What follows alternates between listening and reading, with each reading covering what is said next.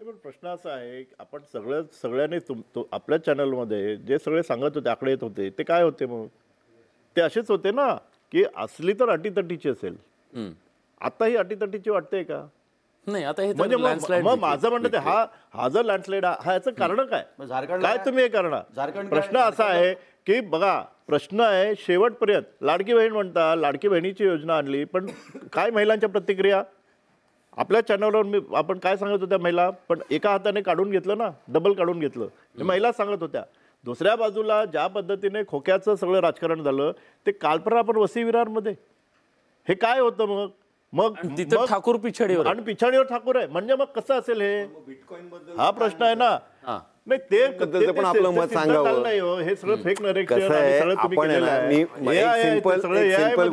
आहे. त्यांनी गुन्हा दाखल केला.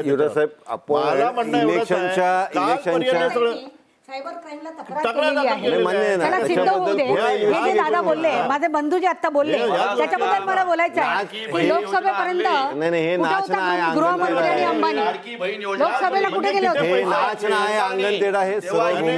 लाडक्या बहिणीला तर मी शुभेच्छा देते की त्याचा मध्य प्रदेश होऊ नये. महिलांचा अपमान करणारी आहे महिलाच बोलताय. लाडक्या बहिणीला तर मी शुभेच्छा देते की त्याचा मध्य प्रदेश होऊ नये.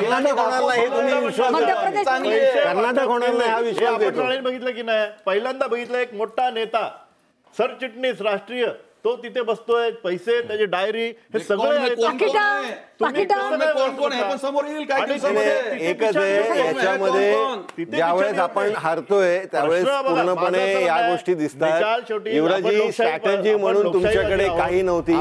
डे वन पासून फक्त मी मुख्यमंत्री होणार का तू मुख्यमंत्री होणार. ब्रेकिंग न्यूज येते कसब्यातनं पुण्यातला पहिला निकाल समोर येतोय. कसब्यातनं रवींद्र धंगेकर पराभूत झालेले आहेत.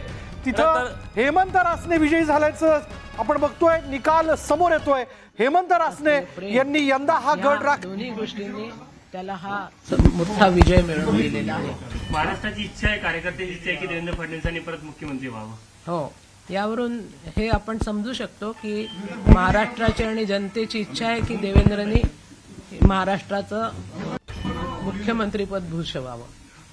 मधल्या काळामध्ये अनेक आरोप प्रत्यारोप झाले. त्या काळामध्ये एक आई म्हणून तुम्ही त्या घटनाक्रमाला कशा प्रकारे बघत होता आणि आजचा विजय? मला कधीच आरोप प्रत्यारोपांमध्ये तथ्य वाटत नाही कारण माझा मुलगा काय आहे हे त्याला मला पूर्णपणे माहित आहे. त्यामुळे मी कधीच त्या गोष्टींवर विश्वास ठेवलेला नाही. जे यश मिळालं काय वाटतं काय कारण आहे? लाडक्या बहीण असेल किंवा इतर योजना असेल त्यांचं एक व्हिजन आहे महाराष्ट्राला घेऊन. नाही लाडक्या बहिणींचं तर यश आहेच पण त्याचं जे अविश्रांत त्याची जी मेहनत आहे आणि त्याची जी लोकप्रियता आहे त्याचंच हे यश आहे. तुमचं फोनवर संवाद झाला काय बोलणं झालं? नाही झाला फोनवर नाही अजिबात नाही झाला. काहीच नाही झालं. तुमचा मुलगा आता लाडक्या बहिणींचा देवा भाऊ झालेला आहे. त्याला बहिणी भेटलेल्या आहेत. तुम्हाला मुली मिळाल्या? हो मुलगी नव्हती ना मला त्यामुळे इतक्या मुली मिळाल्या. यशाचं कसं मूल्यमापन कराल तुम्ही या सगळ्या? काय नाही मला तो अतिशय हुशार आहे चतुर आहे. प्रत्येक गोष्टीला बरोबर न्याय द्यायची त्याची हे आहे हिम्मत आहे त्याच्यामुळे तो विजय झाला. 220च्या जवळपास जागा मिळताना दिसत आहे. एक सर्वाधिक ऐतिहासिक असा विजय असेल हा.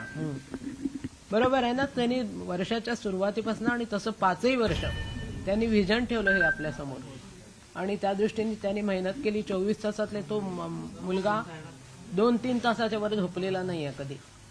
कधी बोलणं व्हायचं प्रचार काळामध्ये? कधी संवाद व्हायचा मागच्या?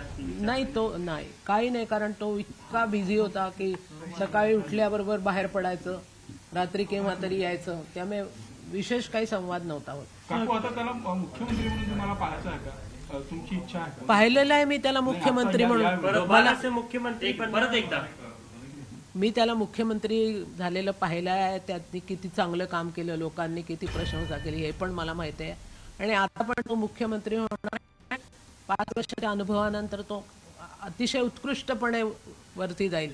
गोष्टी असतील ज्या गोष्टी त्यांनी आता पुढच्या 5 वर्षात पूर्ण करायला पाहिजे असं तुम्हाला वाटतं? तुमच्या मुलाकडनं काय अपेक्षा तुम्हाला? एक आई म्हणून महाराष्ट्राची एक नागरिक म्हणून काय अपेक्षा तुम्हाला? मला काही नाही त्यांनी सगळं राज्य सुचारूपणे तो चालवेल त्याची मला खात्री आहे आणि सगळ्या लोकांना तो न्याय देतो. त्याच्या स्वभावात हे नाही जे कोणी त्याच्याकडे येतील त्यांना जितका काही ज्या प्रकारे न्याय देता येईल त्या प्रकारे तो न्याय देतो. आणि बाकी तर सगळं काय मधल्या काळात त्यांच्या प्रतिमेला घेऊन आक्रमण झाले वेगवेगळे, त्याला घेरण्याचा प्रयत्न झाला, कॉर्नर करण्याचा प्रयत्न झाला. राजकारणात हे चालूच असतं, पण देवेंद्र कधीच अशा गोष्टींनी विचलित होत नाही. किती कोणी कॉर्नर करा, किती टीका करा, कारण त्याला हे माहीत आहे, तो अविचल असतो की हे सगळं काही खोटं आहे आणि जनतेलाही हे माहीत आहे. त्याच्यामुळे तो खूपच ठाम आहे स्वतः सगळ्या बाबतीत. नव्या युगातला अभिमन्यू असा प्रचार होत होता, तुम्हाला आता विश्वास झालेला तुमचा मुलगा अभिमन्यू? बिलकुल बिलकुल 100% अभिमन्यू. हिंदी. अरे बाप रे, हिंदी. आज जो रिजल्ट आए हैं, आपकी पहली प्रतिक्रिया क्या है? आप किस तरीके से खुशी जता रहे हैं? मुझे बहुत खुशी हुई है. मुझे कॉन्फिडेंस भी था, लेकिन जब तक रिजल्ट नहीं आते तब तक कॉन्फिडेंस में कोई मतलब नहीं रहता. रिजल्ट आ गया, उसके बाद में मेरा कॉन्फिडेंस सच हो गया. तर आधुनिक अभिमन्यू आहे, मला आज जाता येतं आणि बाहेर पडता येतं असं देवेंद्र फडणवीस म्हणायचंय.